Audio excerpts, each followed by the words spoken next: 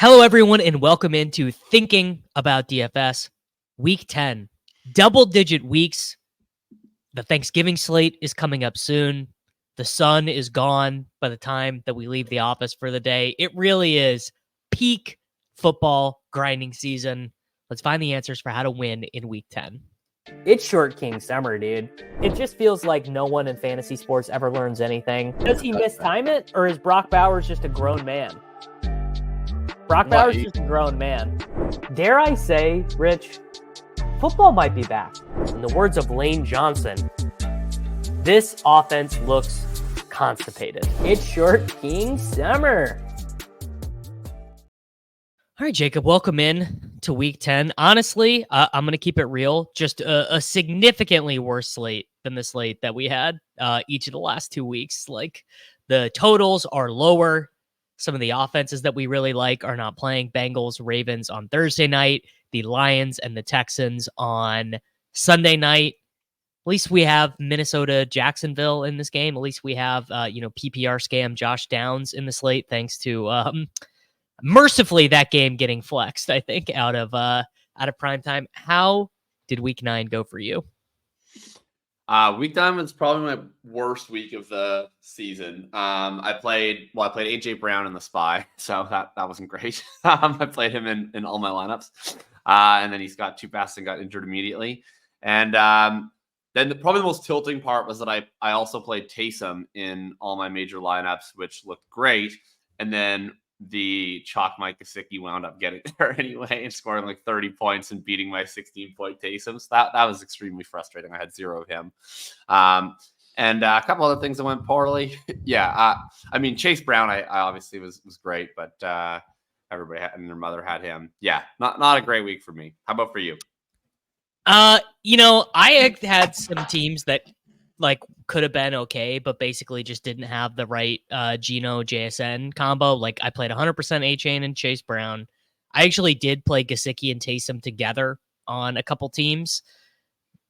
Much like this week, last week, double tight end stuff simmed really well, and it is going to do the same this week because there's not a ton of valuable salary relief, which I think is just kind of a good thing to note, that basically tight ends and their range of outcomes are priced way under what wide receiver range of outcomes are. Like, if Jalen Tolbert rather was a tight end, he would be 3,900 instead of 5,200 or whatever. But, without further ado, I think that we should go ahead and get into it. We are going to begin with, at the beginning of the season, Jacob, I would have absolutely loved this game. The New England Patriots travel to play at the Chicago Bears. You could have told me that this was like the most fun game. We just have these 2 great gunslinging quarterbacks tossing back and forth to each other. Soldier Field, they're playing in the mud. Javon Baker is streaming down the sideline. DJ Moore scores on an end around. Well, we actually get to the game, and there are 2 plays I like: DeAndre Swift and Ramondre Stevenson. It is a bit brutal to see the reality of the Shane Waldron, Caleb Williams offense. Yeah, I think the guy that you can still play, I've been doing it every week, and it did hit last week, at least to some extent, is I do think you can still play Rome. Keenan is pretty dusty. I think it's just Jover for Keenan Allen. He made 2 good plays in the end zone. That's it. That's his season. Yeah. So, in terms of the guy that's been coming on where the momentum is, it has been a doomsday since the bye. They had the Washington game where nobody produced anything, but Rome was still the one that was kind of getting the best opportunities and the most air yards. Once again, he was the only functional part of this passing game last week, and actually winds up going over 100 yards. So I do think if you're going to play any pass catcher in this game, that would be the guy for me. And he won't be owned, and he will still be cheap because he didn't score a touchdown. I'm kind of over it with Caleb. I posted on Twitter. I told you last week. I told you last week, dude. We just got to be it was a good spot. No, it's not even 100% his fault, but it's starting to be. But it's not 0% his fault. It's not 0% his fault. Yes. Yeah, this is. I was on the Dynasty Points this week. We were talking about Caleb or Maye in Dynasty, and I'm at the point where I just straight up prefer Drake Maye in Dynasty. And the point was disagree. All right. Well, I mean, my argument was like Maye ran a lot more in college, and he's ran a lot more in the NFL. We should have a lot more confidence he's going to keep running more. That I think is almost inarguable. And then from the real life perspective, like Maye's looked better pretty clearly. And the argument for Caleb, like preseason, the argument was, look at how great of a situation Caleb is in. You know, nobody could fail a situation this great. Now it's the situation is failing Caleb. So it's like you kind of got to pick one. Either Caleb sucks or the situation is bad. But if the situation is bad, then the situation is bad all around. So I'll just take the one who's playing better in a bad situation. Yeah, I just am not going to be that Bayesian. Basically, that's really my argument against you. Now, people forget I had Drake Maye higher than Jaden Daniels, which looks stupid, Well, and I did too. I'll be Bayesian on that. Now, also, I almost put Drake Maye ahead of Caleb in my preseason ranks, though. I already thought that was closer than people thought. Jaden Daniels is 23 years old. Drake Maye and Caleb Williams are 21. They've seen less game action. Like at the age in which Caleb Williams is leading a team with a 500 record in the National Football League, Jaden Daniels was on like a 4-win Arizona State team. Now, again, I think we can pretty clearly say a lot of that was not his fault. I'll add one more DFS play in. I think you can get away with Hunter Henry here. And particularly you can get away with Hunter Henry because this 5% own giga lie. I mean, just an insane lie. He will be way less than that because people are going to be playing Taysom at the same salary. And Douglas is like, whatever. Douglas is fine. No, I'm not in or out. You do need the salary relief this week, so these guys might end up getting a little bit on. I don't mind the Rome call either. But let's move on to a more fun game. The Buffalo Bills in the Dome against the Indianapolis Colts. 26-point team total for the Bills. 22-point team total against your fighting Indianapolis Colts. Welcome to Josh Downs' PPR Scam Week, Jacob. Yeah. Look, I don't know how to talk about the Colts right now. Like I like enjoyed. It was kind of like Sunday night game. You know, when you just like you've had a hard week at work, sometimes you get home and you're like, all right, I'm going to light up a joint. I'm going to order like way too much pizza. I'm just going to like gluttonously eat it. Then I'm going to feel like a disgusting, gross human being as soon as it's done. That was like that game for me. It was like, I didn't know how I was going to feel. Started. I was like, all right, the mood that I'm in is I just want the Colts to look like a bunch of stupid idiots all night for doing this thing that has made me so upset. And then they did. And then it was like great. And I was riding on the high of that for a long time. And then as soon as it ended, I was like, oh, that actually kind of sucks. This whole thing kind of sucks. We're just going to keep starting Flacco anyway. And there's no real purpose to this other than like, I get to feel good that other people feel bad. And so now we continue. Josh Downs, the crazy thing about it, he played under 50% of the snaps in that game because they wanted to run a bunch of 12 personnel. And our coaching staff of simpletons has decided that despite being over a 90th percentile man coverage separator, you know, you can't play him in 12 personnel.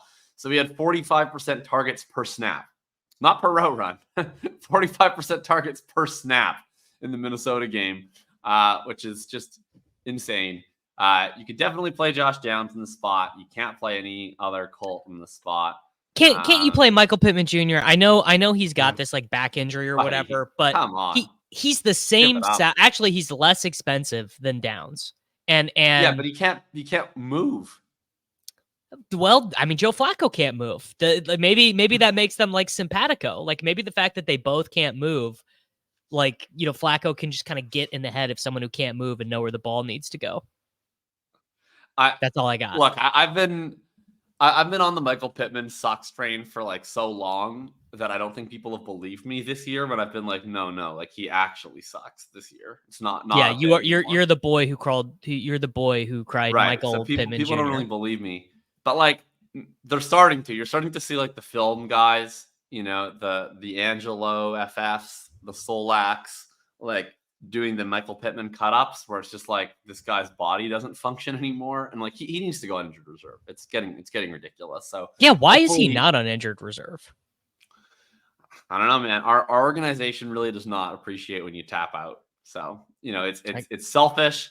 It's selfish if you can't play and choose not to play, but it's a great thing if you can't play and choose to play, despite killing the team. So anyway, the play that I like here the most, I don't know, other than Downs, I'm not sure that there's like a bill that screams out at me. You could play Shakir with Keon Coleman out with the wrist.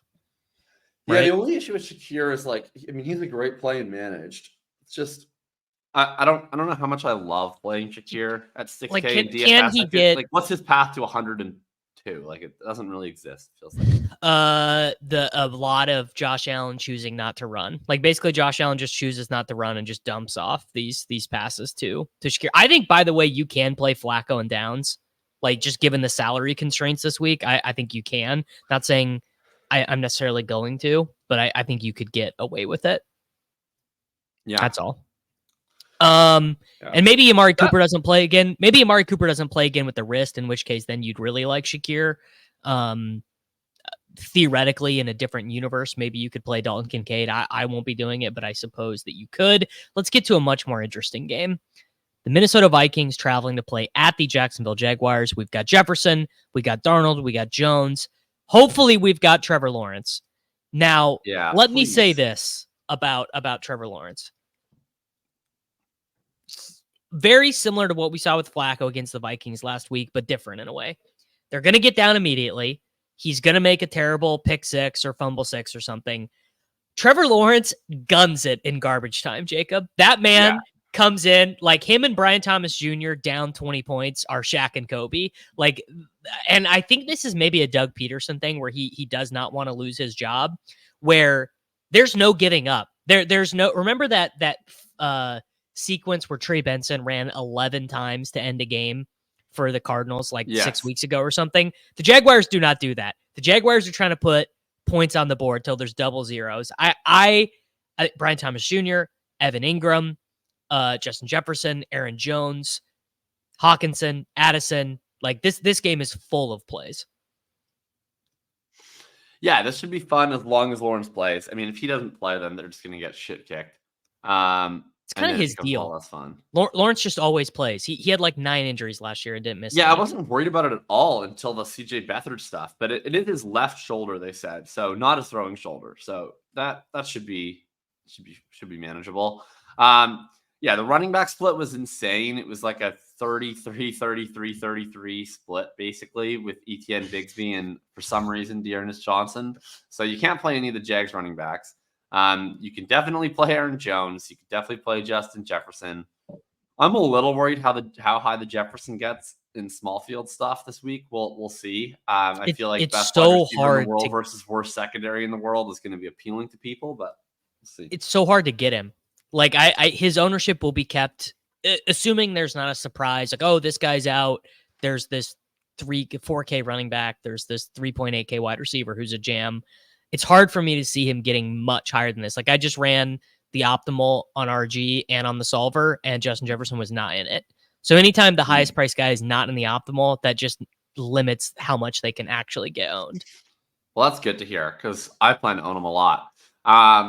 And the plays that I would like here from the Jags perspective, we know the deal with how Minnesota plays, right? They every third down, they bring everybody up to the line, and sometimes they all come, and sometimes a couple of them drop back. But the result of all of that is basically whether they're playing zero or whether they're playing this kind of bastardized middle field open coverage, that the middle field is usually open. So they tend to get eaten up by slot wide receivers, by tight ends, not as much by outside wide receivers. You don't have as much time for those routes to develop. Evan Ingram, I think, is going to have a good day. It's a little tough to play 5.3 for Evan Ingram, but he gets way too many targets. Parker Washington is it that hard? I'm kind of interested in at 3.9. So I don't think it's that hard because Evan Ingram is a legit 10 target guy. I think if you just treat Evan Ingram like a wide receiver. Now you had a great tweet last week about why is this team building their offense around the geriatric tight end when they have Brian Thomas Jr. But the fact remains the offense is built around. I hate watching this offense. It is the stupidest offense. It's just I really every week I think Doug Peterson's going to get fired. He keeps not getting fired. I don't understand how that's possible.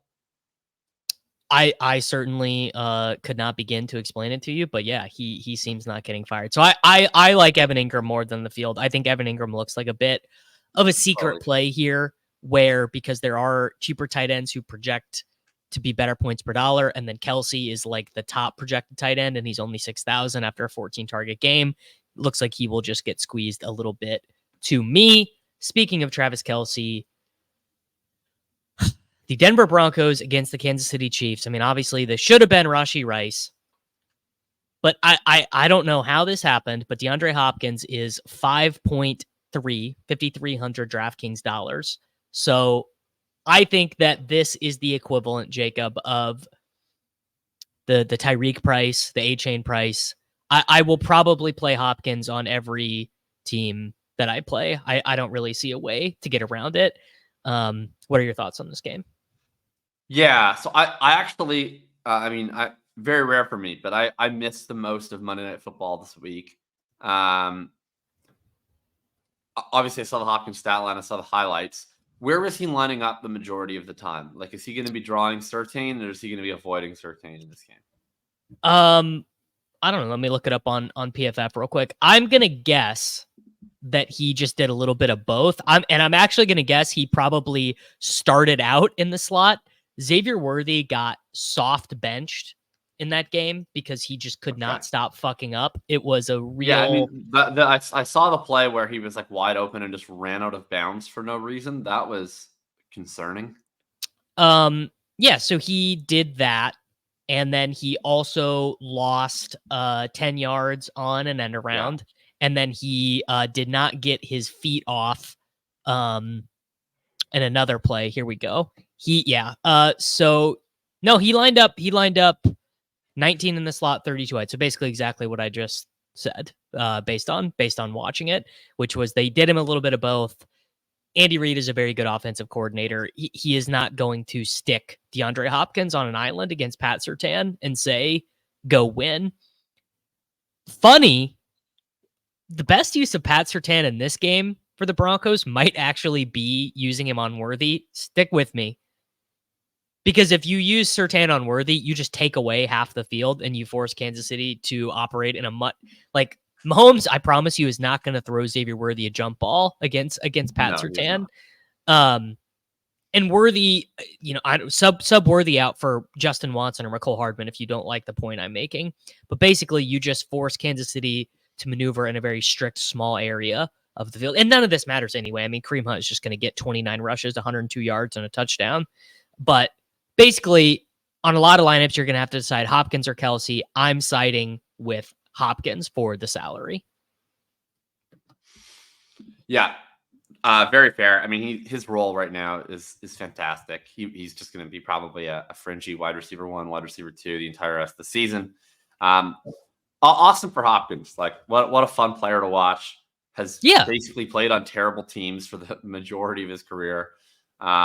Very fun that he gets to win a Super Bowl this year. Good for him. The Xavier Worthy 6.1K DraftKings price continues to be hilarious. Other people have been tempted recently. I can't say that I have been. I'm certainly not now. No. Kareem Hunt would be a fine play because he gets like 25 touches for 3.8 yards per carry every single week. And then it's just a matter of whether he falls in the end zone once or twice, of whether he gets into your draft. Could definitely be twice. Could definitely be twice this week. Because I mean, that's the other thing is Kansas City has no interest in trying to like run up the score or doing like if they're up 17-3 at half, like really what you're fading is you'd be fading a Carson Steele touchdown. You'd be fading them getting up so much that they're like, Kareem, why don't you take a breather? And we'll just lean on them with Carson Steele. Although to be fair, Kansas City also is doing like they're actually never ahead by 10 points against anyone.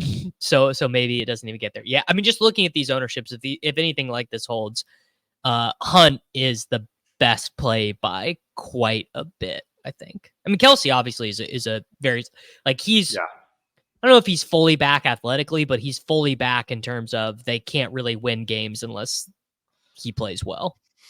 Yeah. It is becoming a very funny offense where it's like, what do you do? Well, we run the ball with Kareem Hunt, who gets exactly 3.86 yards on every single touch. no less, no more.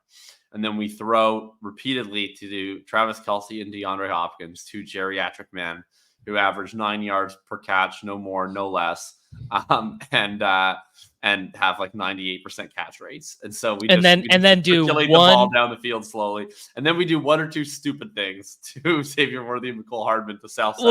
Or do one. So they'll do one shot play to Worthy or Justin Watson per half. And that has not come through since week 4 against the Chargers. So, that is where we are at for the Kansas City Chiefs. A game that literally just got played. This is so bizarre. Back-to-back weeks, the Atlanta Falcons are playing up against the New Orleans Saints. Do you have a read on if Drake London is going to play in this game with his hip pointer? Because if he does, he goes from being the stone chalk, the top-owned wide receiver of the slate last week, maybe Olave was more owned, to no one wants to play him this week. Scored a touchdown on the first drive. Do you have a read there?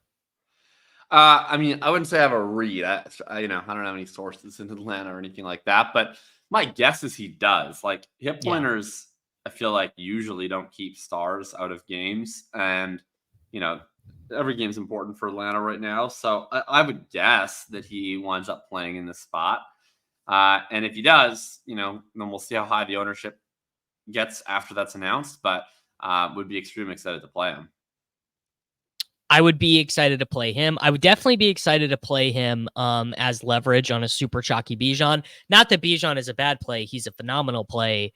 But Bijan is generally the sort of player I try to avoid when he's like one of the most popular guys of the slate, just because it is so annoying to have a bunch of Bijan on a slate and then to watch Tyler Algier in the second half of games. It's otherworldly annoying.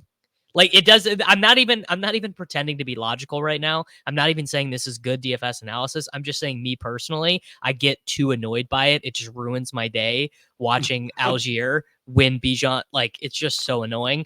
Now the New Orleans side, you would be thinking, oh, okay, Olave is out. They're down. Bub means they have no bodies left. Surely they have like a 16.5 point team total. Nope. 21.5 team total. Really? They've got Taysom Hill. They've got Mason Tipton, who is like actually going to be a play this week. Cedric Wilson Jr. Injured his shoulder last week. No, I think he's probably going to play, but if he doesn't, we're looking at so what they did last week, Jacob, was they just played Foster Moreau as a wide receiver. Like, basically they got so thin on bodies that they were like, you just have to go play wide receiver. So like Moreau or Johnson, I think these guys are in play. And Mooney, Mooney just smashes every week. McLeod, one of the few salary relief guys. Man, this, and we haven't even mentioned Kamara. Like, Kamara is going to get the ball until he literally pukes. Like, remember, the old CJ Spiller quote, we're going to give him the ball until he pukes. Like, the baseline expectation is 30 touches a game for Kamara right now. Yeah, that's for sure. The guy that I like the most here would be Juwan Johnson. We'll see where that ownership. This feels like a thing where this ownership will not stand, but like, I bet. Well, I really don't think that the ownership is going to stand on Taysom Hill. I think people are going to be actually pretty excited to play Taysom Hill. He was productive last week. He's kind of a meme player, and he scores a touchdown. They still have no Kendra Miller. All that stuff applies. He was getting receptions too. Juwan Johnson ran 25 routes last week out of a total 34. That was 9 more routes than Hill, 5 more routes than Foster Moreau. Didn't do much on them. But like, I would say of the 3 tight ends, to me, he is still the most talented pass catcher of the group, if you had to pick one. So he was a wide receiver in college. Exactly. So to me, like, just pure pass catcher wise, he might be the best pure pass catcher on the team. He's had big weeks earlier in the season when we've had all the receivers out. Granted, it was with the backup quarterbacks, but that would be the guy, I think, at 3.3K that I'm the most excited about playing. We'll see how that changes, if that changes with ownership stuff. But if you can get him still under 5 or even under 10, I'd be pretty interested in that. Wide receiver route run, if anyone's curious. Last week, Mason Tipton ran the most, followed by Marquez Valdes-Scantling, who I didn't know was on the Saints, followed by Cedric Wilson, And that was it. Other than Chris Olave, those were the only because they had 4 different tight ends got snaps. They had Moreau and Johnson. I was watching the game. They had Moreau and Johnson because Cedric Wilson injured his shoulder and had to come off. This 44% routes is I mean, it's true in the sense of like that was what he was doing, but he did not play for some portion of the game with a shoulder injury. Tipton is like your classic. You can't be mad if it doesn't work. Like if you play a chalk Mason Tipton and it doesn't work, you just have to say, well, I always knew that could have happened. But like, I mean, he's going to get 5 targets here.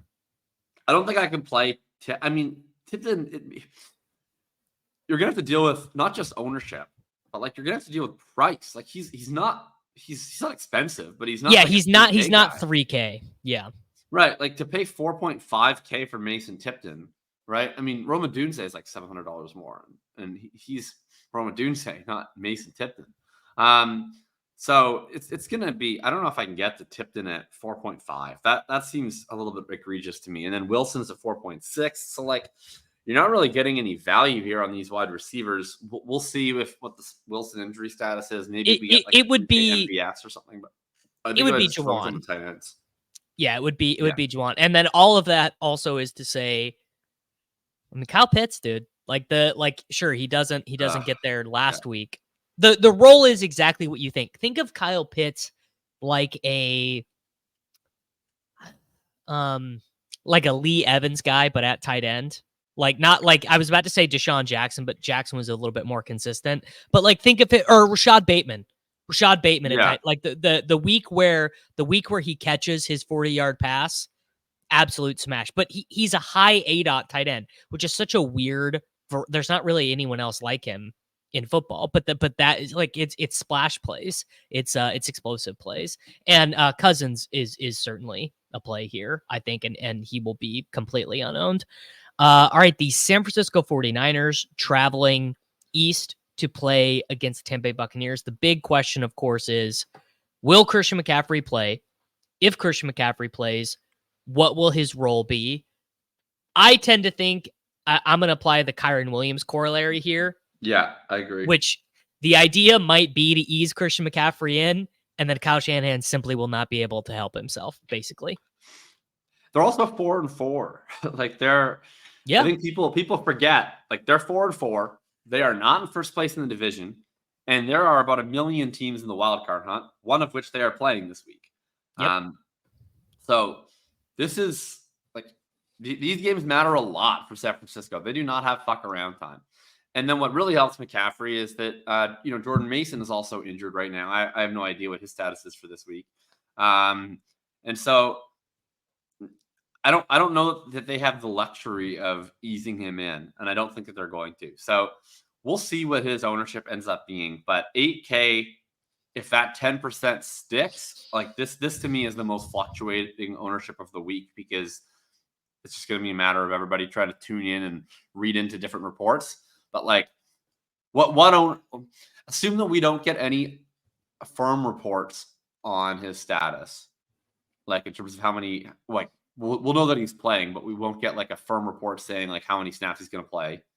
What ownership would it need to be for you to not want to play any? And what ownership would you want it to be for you to lock button him? And then what's sort of the in between where you might mix him in? Lock button would be like 5 to 8%. Okay. Interested in not playing him at all would be like 22%. The thing is that won't happen because of this spot for Barkley. But Barkley is going to be the expensive running back of choice. And honestly, I think it will end up being efficient. I mean, that's a boring answer, but I think he will probably just be about 15.8% in the SPY, where it's like you could see playing him, you could see not playing him. It seems fine either way. I'm going a different way on this game. I'm looking at, again, they're 4-4. They don't have the luxury of resting guys. Deebo Samuel at 9% as a gift. We haven't gotten, Deebo scored an 80-yard touchdown. He's been fine, but we haven't gotten the Deebo game yet this year. And I'm probably not educated enough to say if, the Tampa Bay defense is really, people do the man versus zone stuff. I don't even know anything about all that, but I just know that this is a like they're coming off their bye. Deebo had literal pneumonia, and a calf strain. So theoretically, he should be feeling a little bit better. And then on the Tampa Bay side, we've got Shepard, who is just playing the Godwin role and is like pretty clearly the foxhole guy for Mayfield. He got 4 targets on that final drive leading to the touchdown against the Chiefs. And if he plays, Jalen McMillan was the way they used him 2 weeks ago against the Falcons. He wasn't in the Godwin role, but it was really encouraging. He had the most routes come out of pre-snap motion.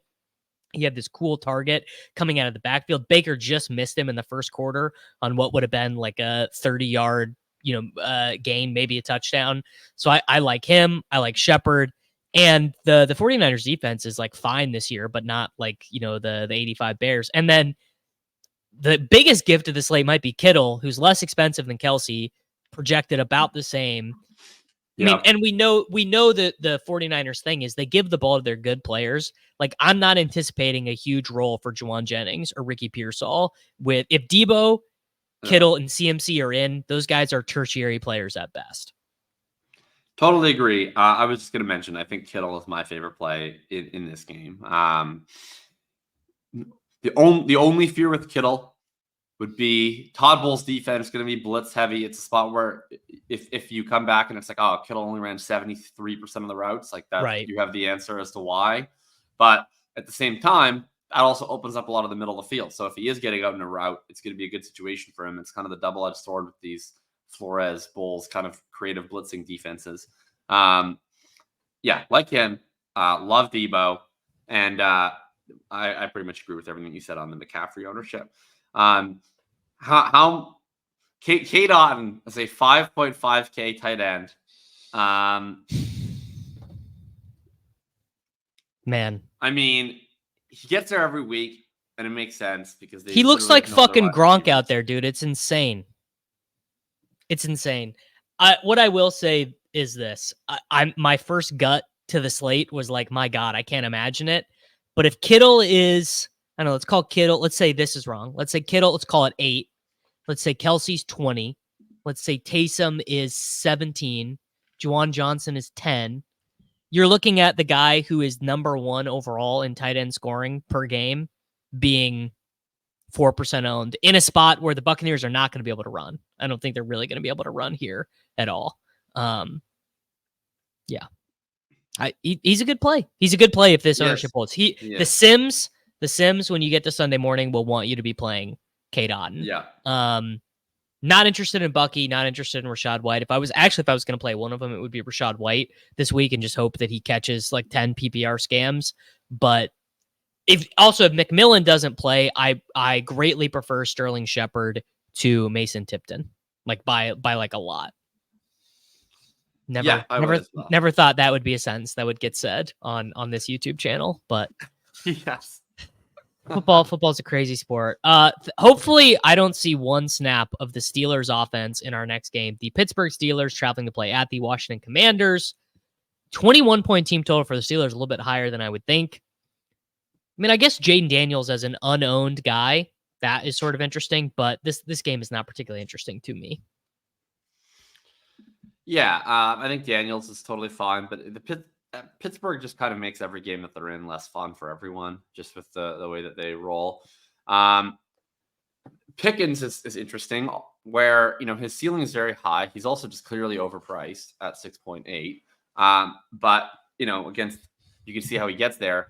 I also kind of think even before the Lattimore trade, and I don't know if he's going to play this week or what the status will be with that, but Washington's defense has been better a lot in the last month than it was in the first month, which makes sense to me. They have not a lot of great talent, but they do have a really strong defensive coach. And, I think taking a little bit of a while to sort of integrate his teachings into that building, it's probably been helpful. I don't know. Is there anyone else here that stands out? Like, to me, I see Pickens in the tournament makes some sense at low ownership.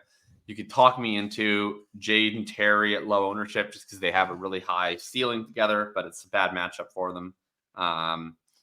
Maybe Najee. I don't know. It's totally fine play. I don't know if I'll get there just based on I don't play that many lineups and there's other running backs I like, but he's fine. Yeah, I mean Najee as chalk, not that interested. Najee at 3% owned, sure.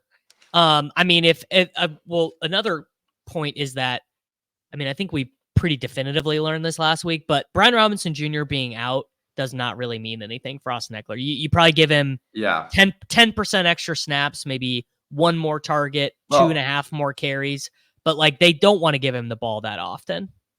It means something. It means that he is live for goal line looks, because otherwise Brian Robinson gets every single goal line look. And we did get a goal line touchdown from Eckler this week.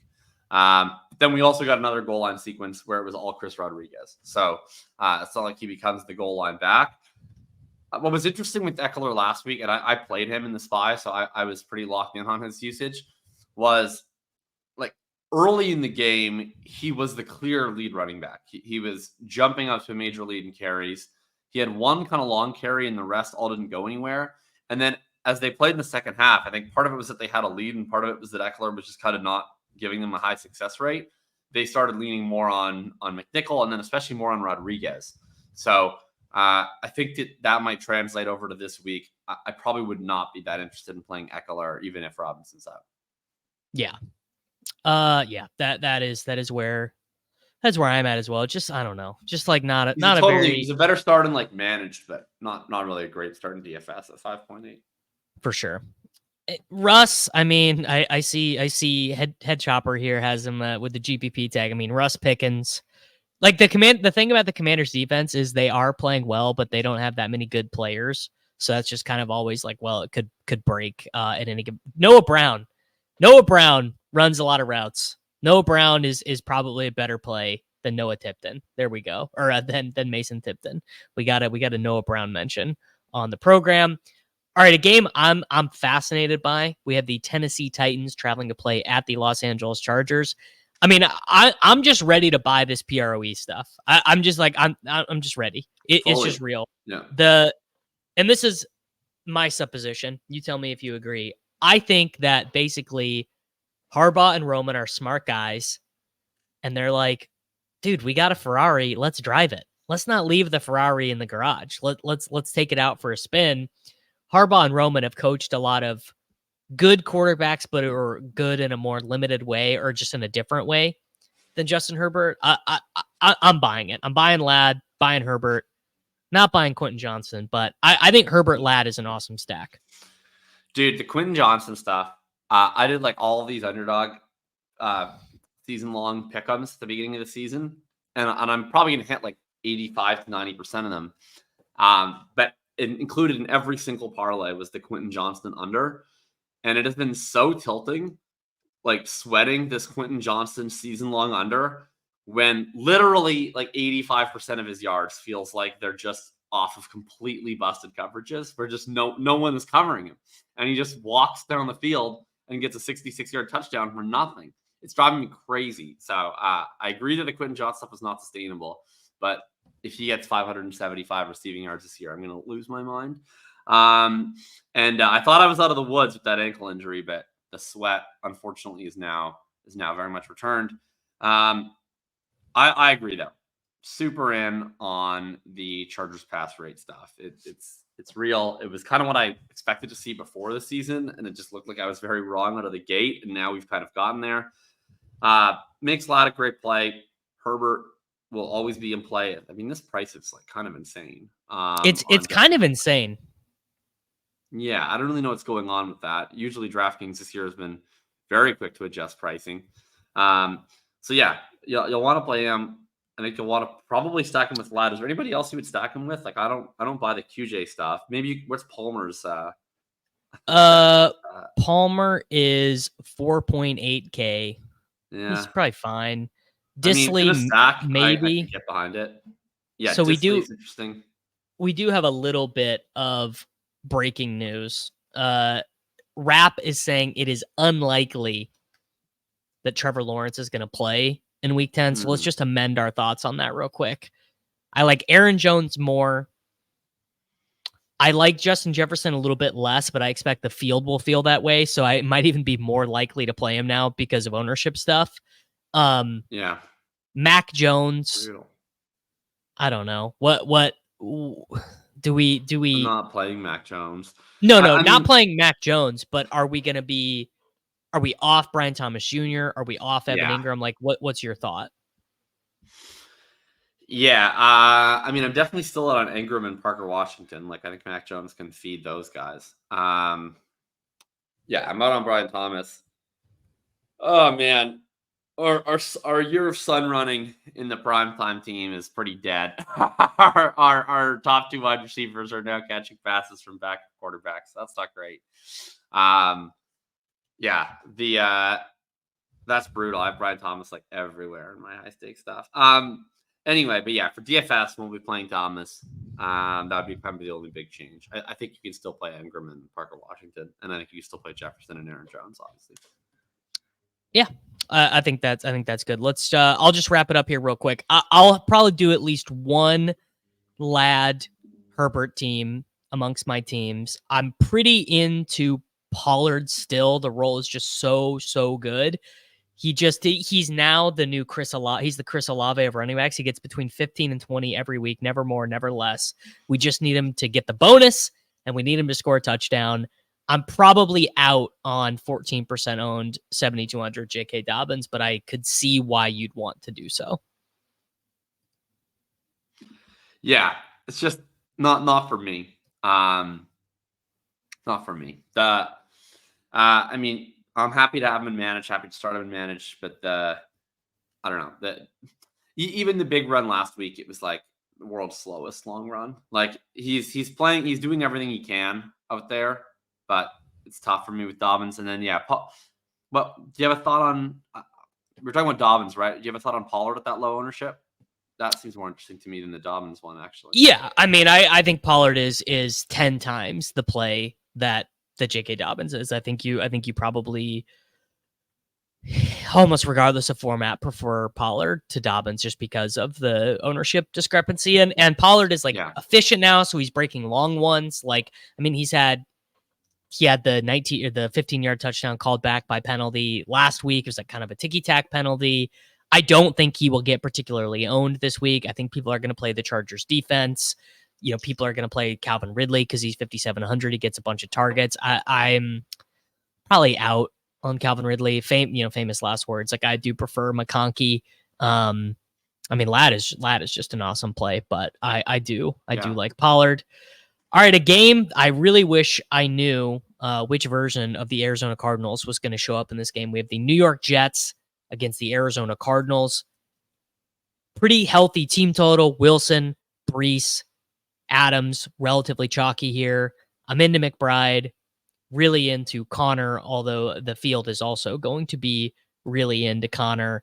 I kind of hate taking Brees when he's chalky in tournaments just because I've seen it fail so easily, but he is obviously a great play. Yeah. It's been so weird with him where like they use Braylon Allen and then they don't, and they use Braylon Allen and they don't, and there seems to be like no rhyme or reason to it in terms of ever when to expect that. It's the kind of thing where when he's super owned, it's just enough uncertainty that makes me want to look at other options. So I do think he's a very good play in a vacuum, but at the ownership he's going to come in, especially at small field, like you see the 23.86 there this early in the week, but pretty decent chance he comes in up over 30 in small field stuff. Like I'm probably going to avoid that, even though it's a great matchup. I will not.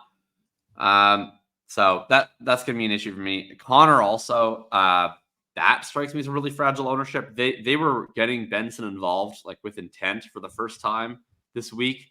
Connor ended up playing only under half the snaps. Still, again, a totally fine start in like a managed format, but I don't know that I need to run against the current there into a bunch of ownership. So I'm probably going to be out on both the top owned plays in this spot. If I was going to play anyone in this game, I'm probably most interested in Garrett Wilson. Like Garrett Wilson, I'm going to like Wilson. My supposition is that this ownership is off, actually, and that Wilson is going to be the one that gets more owned, and Adams is going to be the one that is owned probably less. True. Yeah, my thought is probably Wilson gets to be more like 2021. Adams will be more like 10, 15. which then slides me back into Adams. Although obviously Wilson at this stage of their career is just a much better player. So I think that is probably efficient. The other thing, though, is like this idea that the Jets have this vaunted defense, like, oh, we can't play Trey McBride or Marvin Harrison Jr. against them. I think is totally wrong. Marvin Harrison Jr. at 6.4K, like, come on. I mean, that seems very inviting to me. I think I might be leaning towards him being my flag plant guy. The usage for Marvin Harrison Jr., I mean, it basically didn't matter last week because they were cruising. But the usage the last 2 games has been really encouraging in terms of the types of routes he's running. I think that I think Marvin Harrison Jr. is incredibly strong. I don't know, bro. I don't know if I can do it. My man doesn't believe. I hear what you're saying. Makes sense. The theory is correct. I don't know if I have the heart to watch. I don't know if I have the heart to sit there on my couch and watch Marvin Harrison Jr. run cardio while Kyler scrambles around and throws to Trey McBride. Gives Trey McBride a rushing touchdown. Maybe I do. Maybe I do. You're making good points, but the simpleton, the low IQ brain. Well, I know that the low IQ brain is not playing Marvin Harrison Jr. this week. The question is whether that makes Marvin Harrison Jr. a middle IQ brain pick or a high IQ brain pick.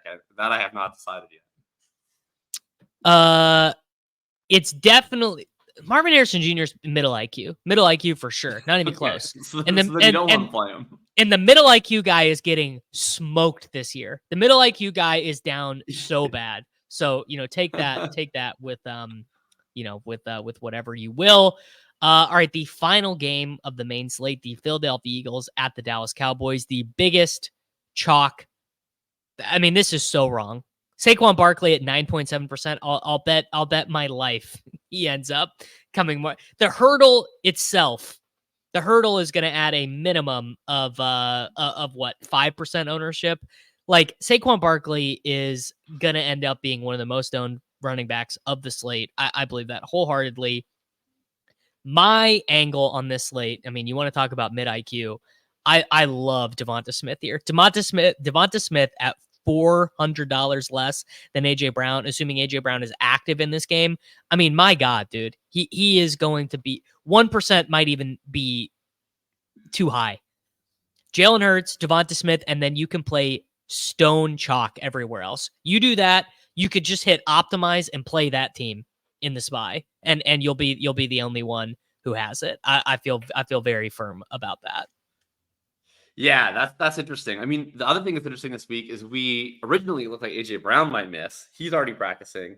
Devonta Smith, though, not practicing with a hamstring issue. So we'll see what the Eagles' health situation is. Assuming they both play, that's a very interesting outlook on the Devonta Smith thing.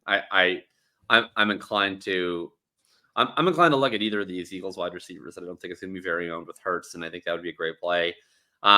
One guy that I think actually is a very strong play in this game who also won't get played at all would be the Ferg dog. Yeah. Cooper Rush is not the worst backup quarterback in the world. Like I think that they're going to have some semblance of offensive success in this game, like at least between the 20s. They're also probably going to lose this game. And I don't think that Rush will be good enough to make the splash plays to CD, but I think he'll be good enough to like find whatever Philly gives you. And I anticipate like 7 second half Jake Ferguson catches as they play in comeback mode, and Cooper Rush just kind of matriculates the ball to the Ferg dog over and over again. So I like him in this game. I don't think anyone's going to play him. I expect there'll be way more interest in the actual elite tight ends in Otton and Ingram, all that stuff. So I kind of like the Ferg dog. I mean, I'm trying to decide if that's middle IQ or low IQ. I think that might be 140 IQ, actually. Like, he is kind of the most obvious beneficiary of the offense getting closer to the line of scrimmage. Ferguson is going to get a bunch of targets in this game, particularly. What do you think happens to him if CD doesn't play with this shoulder injury? Does he become better, worse? more owned. I'm having a hard time working through that. And then honestly, more owned. Yeah, he becomes more owned. And then by virtue of that is a worse play. I don't think he actually has a worse projection because I just don't know that any team is going to devote enough resources to stopping Jake Ferguson for it to matter. Because the ways in which he hurts you just isn't that big of a deal. But yeah, he'll become owned, I think, at that point. Okay. All right. Yeah. I feel. I need to mention Rico Dowdle. Super PPR scam potential here. Like 10 catches PPR scam potential here for Rico. All right, man. Let's build ourselves a lineup. There's not a ton of cheapies right now. I'm really hoping we get some good injury news. I mean, I did just neglect to mention Mr. Calcaterra because I think Dallas Goedert is going to be back this week. But let us build a lineup here. All right. You can go first. Okay. Best player in the National Football League. We're secondary in the National Football League. We'll figure out on salary later. Justin Jefferson. All right. I can go with that because then I will actually just help us out here immediately, and I will take Sterling Shepard, who I like regardless of the status of Jalen McMillan. Obviously like him more without McMillan, but think he is perfectly cromulent, even if Jalen McMillan does play in this game. All right. Okay. I will go with, well, we already got one cheap wide receiver in, so I don't know if we need to do another one or not. Maybe not. Okay. I was going to do, well, okay, I'll just put him in anyways because we're going to need to save salary because of a tight end I want to play. So I will do the bring back to Justin Jefferson is Parker Washington. He got a ton of routes last week. He's going to be playing in the slot. That's been where you generally beat the Brian Flores offense. I think he is the cheap wide receiver I like the most this week compared to the Saints guys or some of the Bucs guys. All right. I'm going to toss in Kareem Hunt since we're probably not going to play DeAndre Hopkins on this lineup. I do think it's a good week to maybe just kind of make the rule. I'm going to play one of those guys. Hunt, Kelce, Hopkins. They're all just kind of like $200 too cheap basically for how they project. Totally. All right. I'm going to tight end. I'm going to go George Kittle. He is, I think, going to be very under-owned this week where he's in a spot where Ingram is right there, right in front of him. Kate Otton's in the same game as him. We talked about potential Ferguson, Kelce. There's a lot of really interesting tight end plays this week, not to mention all the cheap Saints guys. I think you're going to get Kittle at sub 5% ownership in a game. All the games are now without Brandon Ayuk, but like, over the years, we've said any of these wide receivers misses, you're going to be all in on George Kittle. He's coming off of the bye. Before the bye, he had like 30 points, and nobody wants to play him now in a game against a terrible secondary. Super into Deebo too, but I think I'm going to be min one Deebo, McCaffrey, and Kittle as well in every single lineup. Similar to what you just said about the Chiefs. I do. I like that. I like that a lot. So I'm going to use Purdy. We didn't even really mention Purdy when we went through there, but Purdy has more rush yards than Josh Allen this year. He's just cooking. I mean, Purdy is true? Yes. Man. Yeah, it is true. Purdy is just cooking, man. He's got, so like if you look at any of the adjusted quarterback efficiency stuff, whether it be Kevin Cole's stuff, whether it be the Ben Baldwin RBsDM.com stuff, like he's just good in everything. He's playing the best football of his career. So I'm going to take Purdy. We need a defense, special teams, a running back, and a flex. I think I don't know what you do on cheap defense. I guess the Jets honestly seem pretty good against Kyler. Let's just do that. So we have 5,700 left. 5,700 left for a running back and a flex. Okay. Well, I don't want to stick us with three cheap wide receivers. That just seems bad from a ceiling perspective. So we probably got to try and spend down a little bit. Well, we could do Juwan. We could do the double tight end thing. That seems gross. But also, you know what else seems gross? Is like every running back Every under running back. 6K this week. Oh my god! Look what we can do if we do that. We could play can we do? Bijan. We could play Bijan. We could play. All right. We could play Whatever. CMC. Sure. Let's be 2 tight end bros. Let's do CMC and let's do Juwan. Okay, that's fun. That is fun. That's the onslaught. These teams always sim well. These 3 or 4 guys from the same team. Brock Purdy, Kareem Hunt, Christian McCaffrey, Justin Jefferson, Sterling Shepard, Parker Washington, George Kittle, Juwan Johnson of the Jets defense. This team probably does not sim that well. Yeah, this is extremely studs and duds. You're only going to get these kind of teams hand building. You're just not going to get any of this stuff in the sims. All right, Jacob. There we go. That is the Week 10 NFL DFS slate. It is time for us to plant some flags. Who do you got, sir? Well, I just talked about with the lineup call, George Kittle would be my flag plant this week. I don't think there's anything wrong with picking Deebo either. But worst secondary in the NFL in Tampa Bay. The middle of the field is always open for business. Coming off a massive game, still no IU. CMC comes back. They might need to have some sort of wrap-up period. And then all of the other tight ends that are going to be pulling ownership away from him. I don't know how his ownership gets up above sort of the mid-single digits in this spot. So excited to play George Kittle this week. Excited as well.